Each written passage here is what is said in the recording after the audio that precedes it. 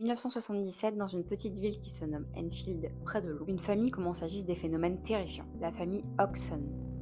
Une mère célibataire avec ses 4 enfants. Au début, ce sont simplement des bruits, des coups dans les murs. Puis, les choses deviennent de plus en plus inquiétantes. Les chaises bougent seules, les jouets des enfants traversent la pièce. Terrifiée, la famille appelle la police. Selon un témoignage officiel, une policière aurait vu une chaise se déplacer seule, sans même que personne ne s'y approche ou ne la touche. Mais ce qui choque le plus les témoins concerne Janet, 11 ans. Certains affirment l'avoir vue se soulever au-dessus de son lit. Parfois, une voix grave parlerait à travers elle. Voix qui se représenterait comme un homme s'appelant Bill. Il disait être un ancien habitant mort dans l'un des fauteuils du salon.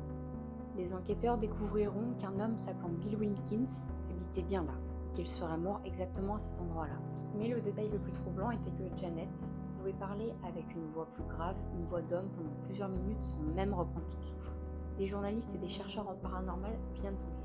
Parmi eux, le célèbre couple Ed et Lorraine Warren. Ils ont affirmé qu'il y avait bel et bien une présence paranormale au sein de la maison. Ils pensaient même que certains phénomènes étaient authentiques et que tout ne s'expliquait pas par un simple canular.